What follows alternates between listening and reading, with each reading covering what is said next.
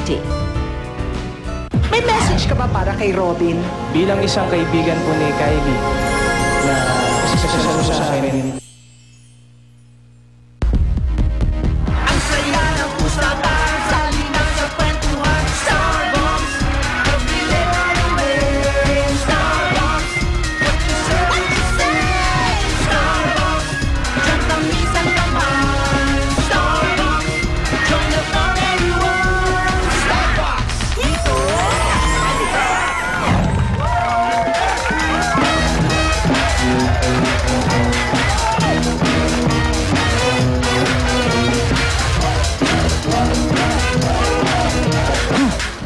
Wala kayo. Bayan here, there, and everywhere. Oras na naman para sa pinakamatinding banggaan ng mga statement. Mga statements na totoo, tapat, at tumatatak. Yan po ang aabangan natin sa mga taga-remedios. Dahil dito ang issue ng mga sikat, issue nating lahat. Ito po ang Starbucks dito, kasali ka! Okay, simulan na natin ang usapan natin ngayong umaga. Ilatag na natin ang mga pinakamainit na showbiz issues dito lang sa Yes, No, Is that true?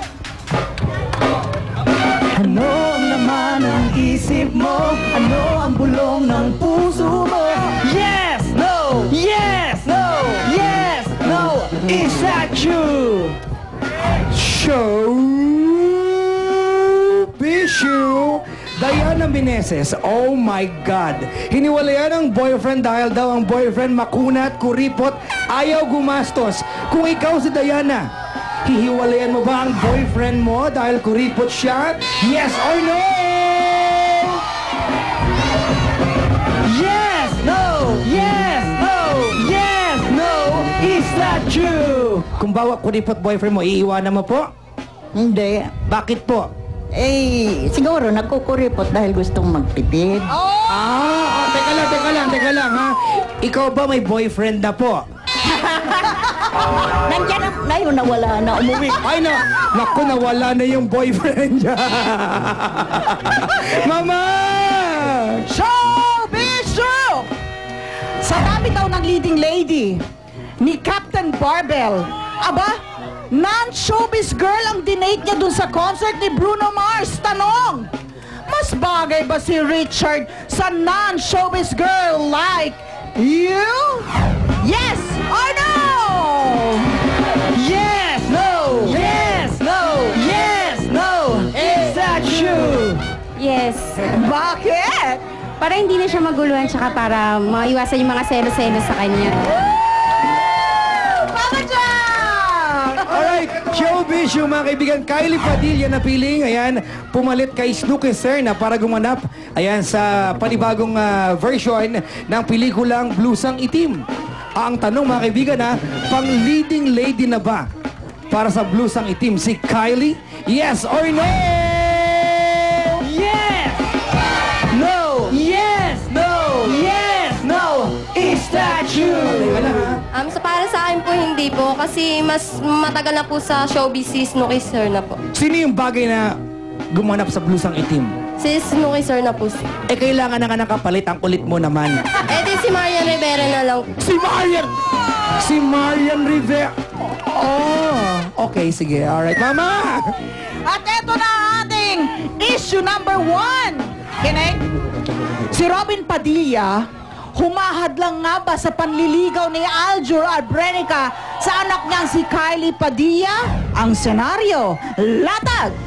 Ay, ilang linggo na rin napapabalita ang panliligaw ng ultimate hunk na si Aljur Albrenica kay Kylie Padilla, ang 18-year-old daughter ng bad boy of Philippine cinema na si Robin Padilla. Maraming beses nang sinasabi ni Aljur na sobrang attracted siya kay Kylie at very special ito para sa kanya. Sa isang interview, ipinangako pa ni Aljur kay Robin na wala siyang masamang intensyon sa dalaga. Samantala, mula sa mga panayam kay Robin, marami ang nagsasabing hindi boto ang action star kay Aljur. At noong isang linggo, pinag-usapan ng marami ang napapabalitang hindi pagpapapasok ni Robin kay Aljur sa bahay nila nang dalawin nito si Kylie. Sa mga ganitong pagkakataon, kapag humahadlang ang magulang sa pakikipagrelasyon, magagawa mo bang sumuway sa gusto nila? Kaya ang tanong namin sa taong bayan, pag-ibig na hinahadlangan ng magulang, dapat bang ipaglaban? Placards! Placards! Ano? Tanong sa taong bayan! Pag-ibig na hinahadlangan ng magulang, ipaglalaban ba? Kumukontra, mama, kumukontra. Sabi nito, hindi kasi sila naman ang magsasama. Alam nila ang mabuti at masama. Kung dapat nilang pakialaman, kung hindi na maganda ang patutunguhan ng kanilang pagsasama. Yes, darating din ang panahon na iiwan tayo ng magulang. Kaya, bakit natin hahadlangan? Kaya dapat ipaglaban! Yes! Ay, nakawa. Okay. Alam mo yan, ano pa lang yan? Ano pa lang, umiinit pa lang yung mga kasama natin sa Remedios Tama. Circle. Pero ngayon, one of the most talked about personalities in show business today, ang ultimate hunk ng Kapuso Network. Kasama natin ngayong umaga, Aljur Abrenica! Oh my God. Aljur! Oh my God, he's really here. Aljur! Ayan na! May mga hinihimatay na! Hi! Hi talaga naman! Magandang umaga po sa inyo lahat at sa lahat na nanonood. Magandang umaga po. Alam mo, Aljur, dito sa Starbucks, lahat ng ini-interview natin, dumadaan sa Pexmanan, walang gusto ko yan. plastikan. Eto, aamin ka ba? Girlfriend mo na ba si Kylie Padilla? Ay! Ay!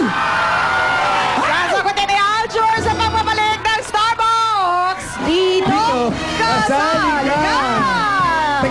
Text mo ako. Pexmanan! Wala na siya sa palasyo. Ibig sabihin nakatakas na siya. Pero paano kung hindi mailigtas ang tanging tagapagligtas? Walang lugar sa punsong to na pwede mong puntahan na hindi ka kayang mahanap ng kapangyarihan ko. Dwarfina. Pagkatapos